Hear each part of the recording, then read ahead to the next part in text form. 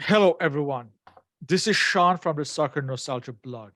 I have the pleasure to interview English author Mr. Greg Lansdowne. Mr. Lansdowne is the author of Stuck on You, The Rise and Fall and Rise of Panini stickers, and Panini football stickers, the official celebration, a nostalgic journey through the world of Panini. Stuck on You was made into an ITV documentary. This interview is separate from the podcast series. This video interview will serve as a companion piece to a written blog presentation on the Arsenal versus Paris Saint-Germain Cup matches in the spring of 1994.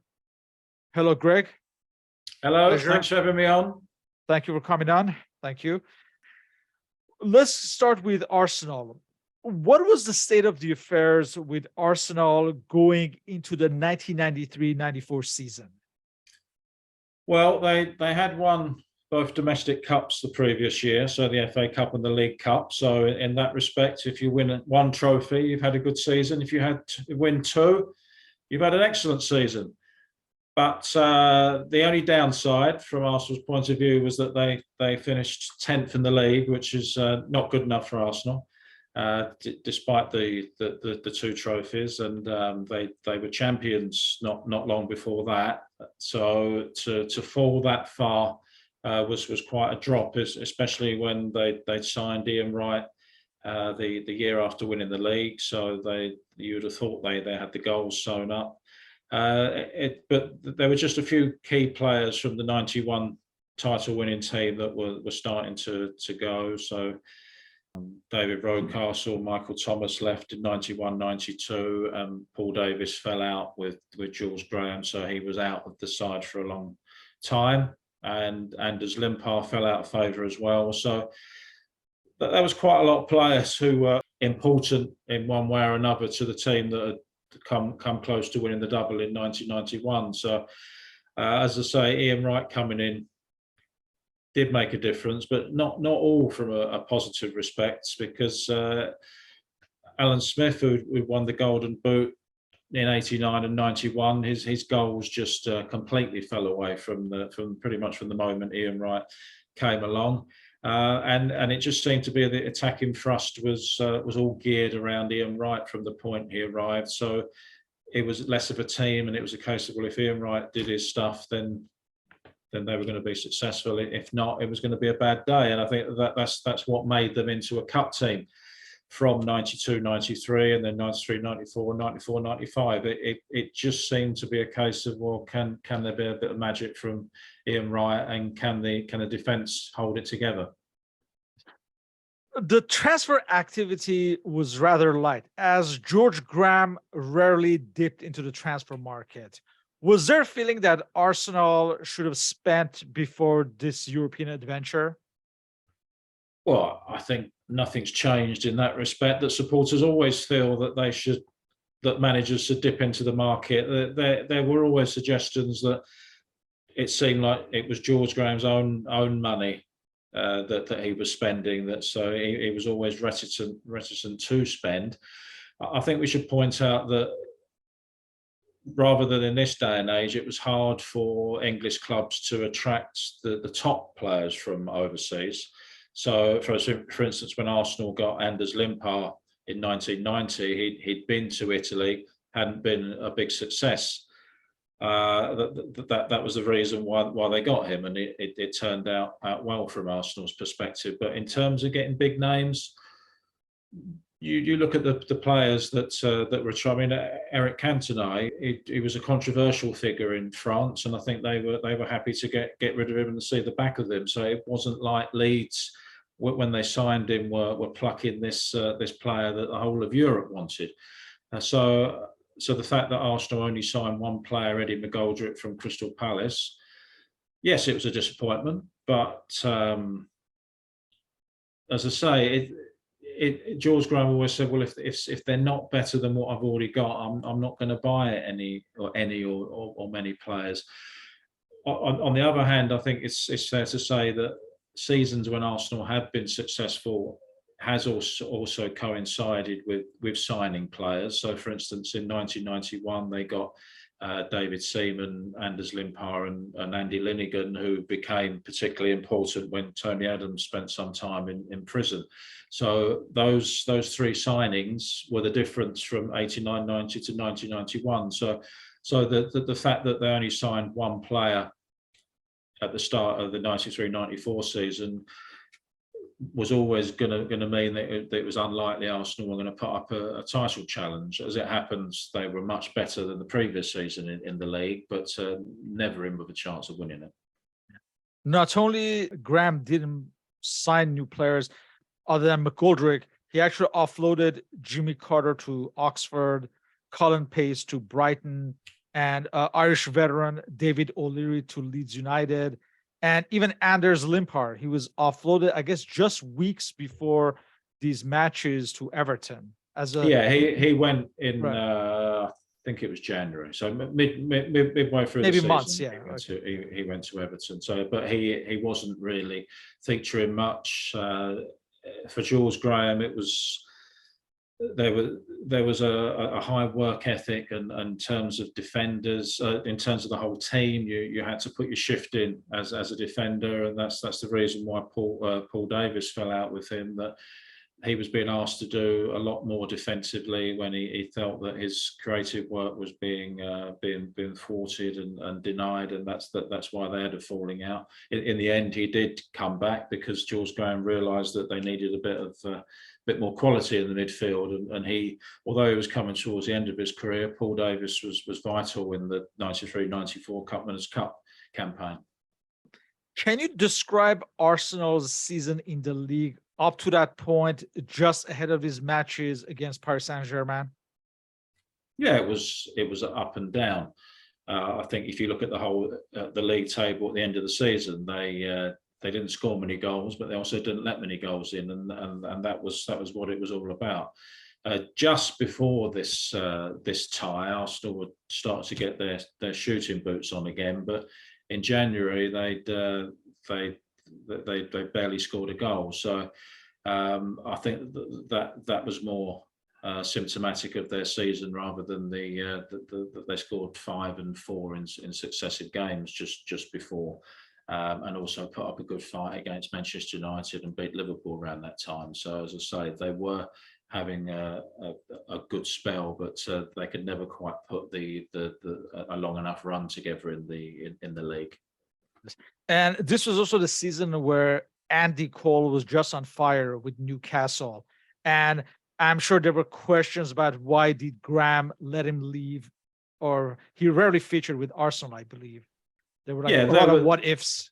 Yeah, there's always questions when a player then goes and does well somewhere else. But I think, I mean, he did play in 1991 very sporadically. Then he went on loan the following season. But if you look at the attacking players that Arsenal had at that time, they had Alan Smith and Kevin Campbell, and then they added Ian Wright. They had Paul Merson and Anders Limpar. You know, it was hard for him to get in, and I think it's probably a similar situation with Balogun now, that he wants to be a starter, but it's hard to see how he's going to get in the first team. So to remind everyone, in the league, basically Manchester United ran away with Blackburn, giving them a strong challenge towards the end. Arsenal, like you mentioned, they finished 4th and they had the best defense in the league, in fact. And by February, they had been eliminated from both the FA Cup and the League Cup. So this was basically all they had as far as an objective for the season, the Cup Winners' Cup. So Arsenal had advanced in the earlier rounds without much difficulty. They had eliminated the Danish side, OB Odense. They destroyed Belgian side, Standard Liège, 7-0 and 3-0. And in the quarterfinals, they narrowly defeated Italian side Torino. How would you describe their progress in Europe in general? The first game against Odense wasn't as clear cut as it might look. Well, to be honest, even on paper, it doesn't look clear cut because there was only one goal in it.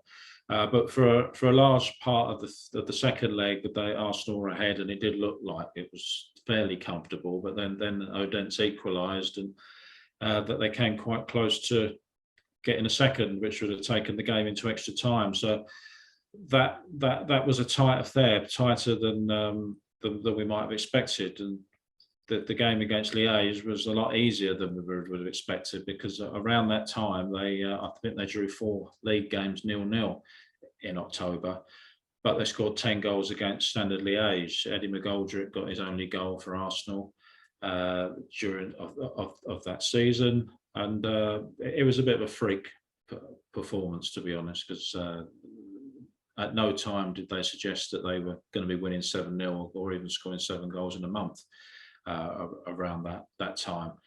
And then the following game was a contrast, because it was all about the defence. So it's a typical type of tie that you'd expect against an Italian team at that time, where you couldn't afford to make many mistakes. And as it happened, a set piece, Paul Davis to Tony Adams in the second leg, and then Arsenal held on. Not too dissimilar in the end to the semi-final. So ahead of this semifinals against Paris Saint-Germain, apparently Tony Adams had stated in an interview that he did not know a single Paris Saint-Germain player. Was it the same with the English public? Well, I think what you need to remember is there was no internet, and the only overseas football that we would have got would have been Football Italia on Channel 4, and obviously Paris Saint-Germain are not in Italy, so we're not going to see them. There was Euro goals on Eurosport. Not everybody had Eurosport, and I doubt Tony Adams was reading World Soccer.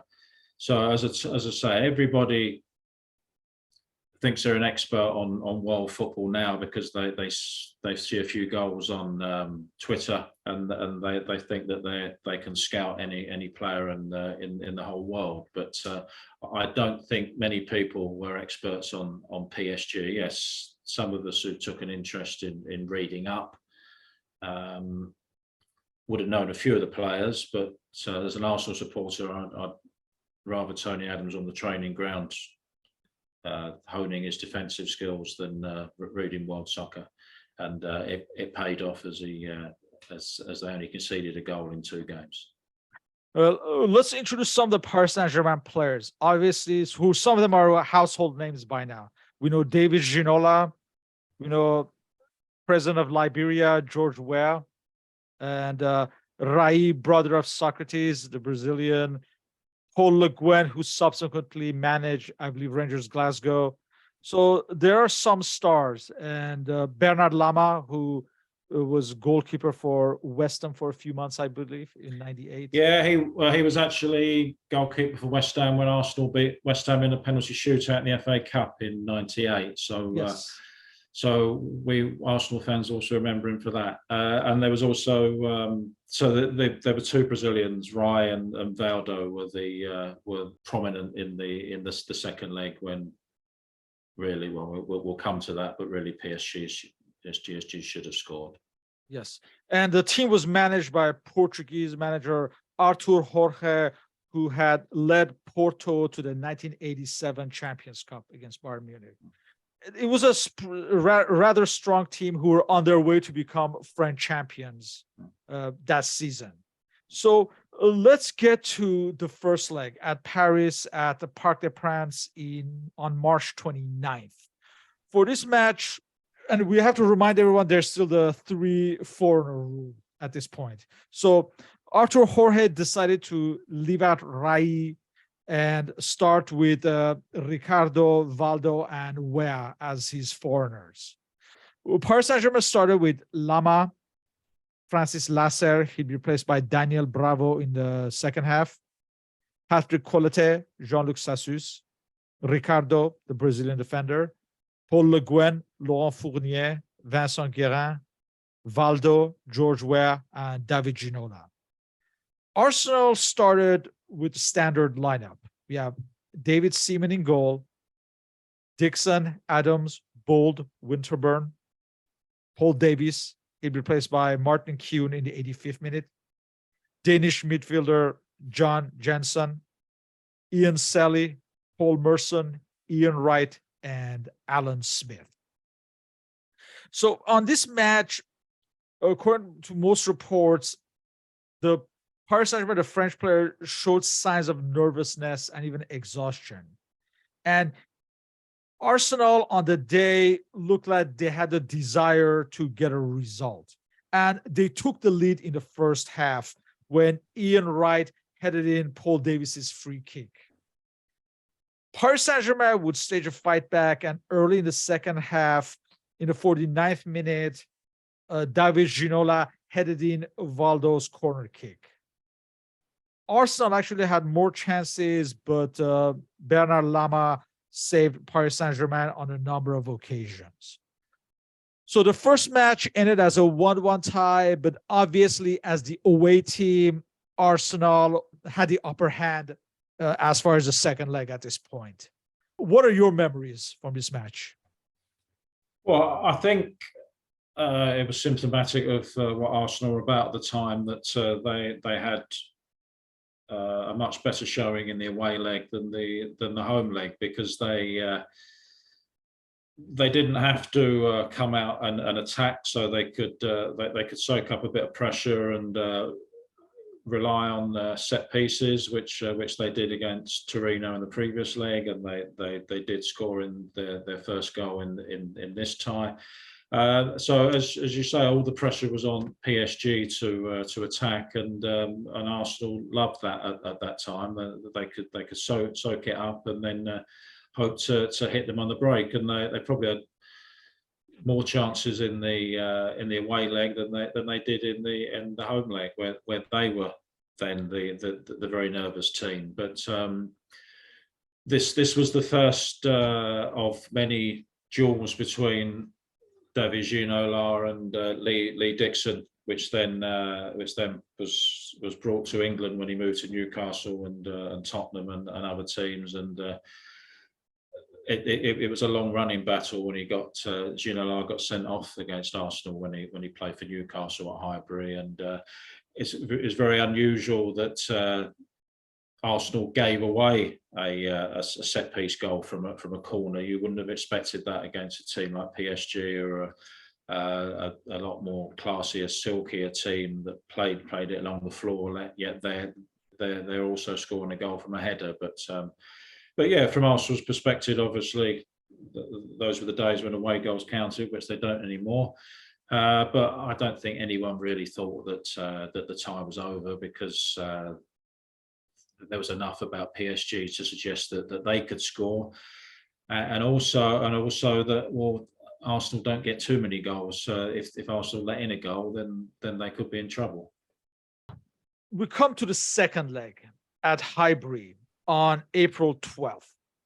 So for this match, Artur Jorge decided to drop George Weah and integrate the Brazilian Rai to have his three foreigners.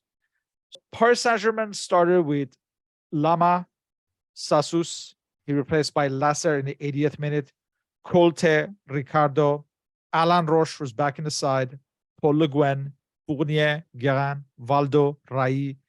He'd be replaced by Xavier Gravelaine in the 78th minute and Ginola. Arsenal made one change from a previous lineup. Kevin Campbell starting ahead of Paul Merson. So we have Seaman, Dixon, Adams, Bould, Winterburn. He replaced by Kuhn in the 88th minute. Davies, he'd be replaced by David Hillier in the 76th minute.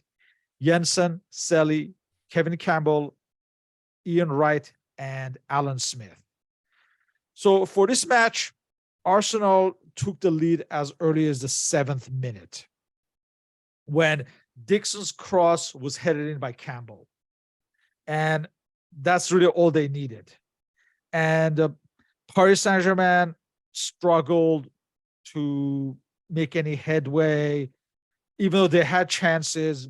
Against this Arsenal side, it was difficult enough to score, and Arsenal held on to the win, the 1-0 win, and advanced.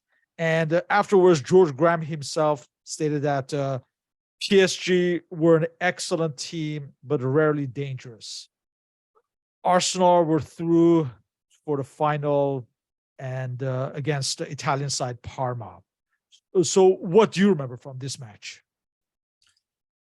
I remember that, particularly in the first half, Arsenal weren't very good, and PSG, they did create chances, and I think when they look back, they should have scored. Arsenal's nerves were started quite early. David Seaman almost gave away a goal even before Arsenal's early goal, and yeah, the Arsenal just couldn't get much right in the first half. But their PSG adding an extra Brazilian midfielder in probably was key to why they had the dominance in the midfield. So obviously, some people would say that leaving George Weah out made the difference, and who knows, it might have done. He might have put one of those chances away, but they also might have not have had as many chances created if they hadn't have had the players in the midfield that were there. I think also what I remember most about the game was, apart from the goal, was Ian Wright making a reckless challenge that meant he was suspended from the final.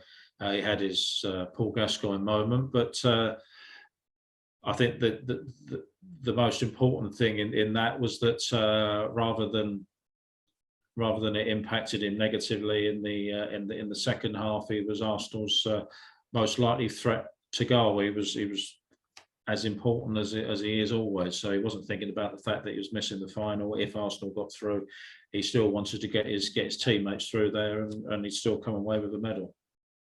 Were you present at the matches? Yeah, not the away leg. I was at university at that time, so I didn't have the money to go to Paris. But I was there at the second leg, and yeah, it was a nervous Highbury. Quite a normal game around that time, especially against better teams where we weren't going to get many goals. So we're relying on the defence to be tight and hope we nick one goal, maybe two if we were lucky, and that's how it turned out. So the second half, Arsenal were a bit more solid, so it gave us a bit more hope, but Ginola still had an excellent chance to equalise. So yeah, it was a nervous crowd. We were all relieved when the final whistle came along. You were a season ticket holder, if I'm right, Yeah. right? Yes. Yeah. This was a victory of Arsenal's defense. They were the best defense in the league, as we mentioned, and in the competition ended up conceding only 3 goals. For anyone unfamiliar, can you describe the impact of the legendary back four? Well, if you're going to mention the legendary back four, then you have to mention the manager who's responsible for it, George Graham. So he had them on the training ground hour after hour, working on their play, working on perfecting the offside trap, and as I say, this season they had the best defence, and most seasons they had the best defensive record around that time. So they've been playing together for a long time. You mentioned that Martin Keown came on as sub in the first leg, and he was actually coming on as a midfielder in those days. He just rejoined from Everton. There was no place for him in the back four, because the back four was as it had been since 88, 89. So, but his signing meant that if one of the centre backs dropped out, then he was a top quality replacement, and they still had Andy Linnigan. And then when Steve Bold was phased out, then Martin Keown became the part of the famous back four. And I think he probably isn't mentioned as much as he should be, because he was also key in the latter part of that period of Arsenal's defence, being one of the best in Europe, and it was no more illustrative than in the final. And do you think Arsenal were better in Europe, as we kind of touched up on this, because the league was out of their grasp at this point? I think it also helped that they were out of both cup competitions relatively early, so they didn't have any distractions there. I think in those days that there wasn't as much squad rotation, and Arsenal around that time were playing teams like Manchester United and Liverpool, and I don't think you don't take those games easy and have one eye on a game against Torino or a game against Paris Saint-Germain. I think you just take each game as it comes. So it certainly didn't do Arsenal any harm to have fewer games around that time. Because they didn't have the strongest of squads, so you couldn't afford too many injuries. You certainly didn't want too many injuries in the defence, and you didn't want to lose Ian Wright for too long, so they could afford to lose him for one game in the final, but only because the defence kept a clean sheet. This was Arsenal's second season in Europe post the Heysel ban. What was the atmosphere at Highbury in these European matches in those years? Well, I think they were probably better than the league games, just because there were quite a lot of dull league games around that time. A lot of 0-0 draws or 1-1 draws if we were lucky, and obviously when you're not going for the league, then unless it's a big game that against a team that you really want to beat, it was quite quiet, and the interest was waning. You didn't always get full houses again in the league games against some of the teams that are in the bottom half. So yeah, it was all geared up for the cup games. So that the previous year for the FA Cup and the League Cup, and this year it was all geared up for the Cup Winners' Cup game. There weren't many of them really. You only had 4 rounds up until the final. It's not like Europe these days, where you're playing all seem like you play probably 8, 9 home games, depending if you've got to play an extra round or got to have a preliminary. But as I say, this year in 93, 94, there were 4 games from September to April, which was it just seemed quite staccato. But when you got to the game, that you were up for it. Obviously, Arsenal reached a final and they defeated Italian side Parma to win the Cup Winners' Cup that season. In closing, was this the last great success of the pre-Wenger era? Do most Arsenal fans even remember these European ties that season, or only the knowledgeable fans or historians? Well, anyone who was supporting Arsenal at the time will remember it.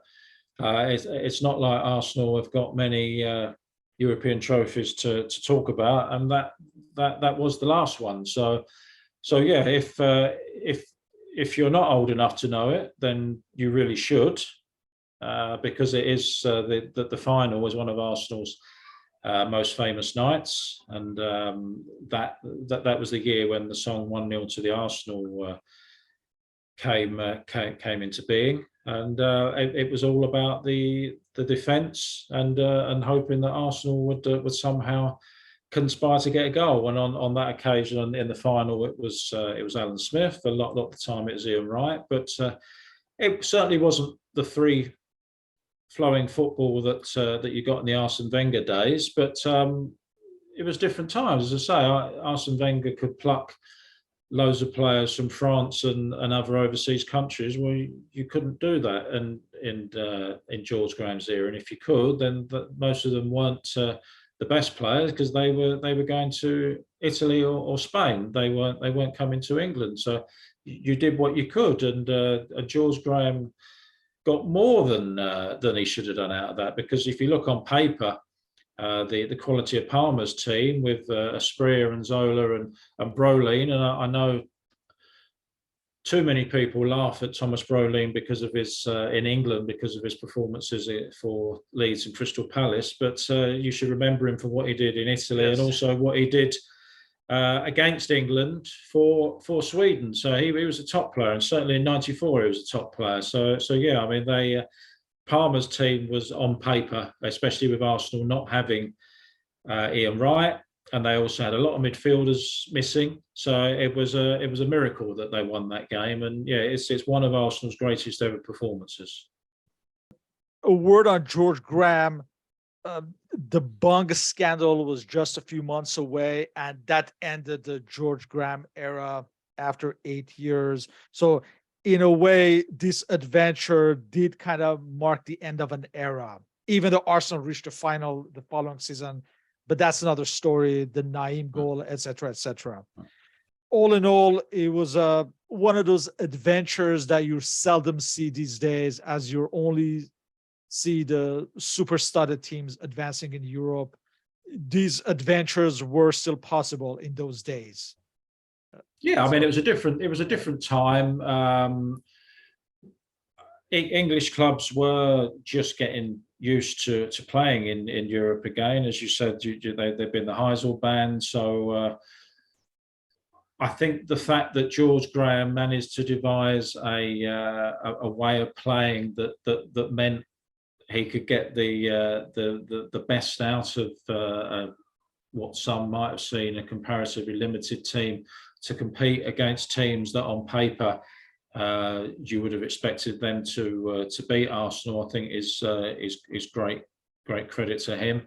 I mean, he is undoubtedly one of Arsenal's greatest managers, and he's not spoken of enough these days because of what Arsene Wenger did. But if you look at his record of 6 trophies in 9 years, I mean, that's phenomenal. And when people say that it was Sir Alex Ferguson who knocked Liverpool off their perch, it was actually Arsenal and George Graham who did it, because Liverpool were all conquering when Arsenal won the league in 88, 89. Then Liverpool won it, and then Arsenal won it again after that, and it was a long time until Liverpool won it again. So I think football has, or certainly teams, anyone who didn't want Liverpool to be all conquering has got a lot to be grateful to George Graham for.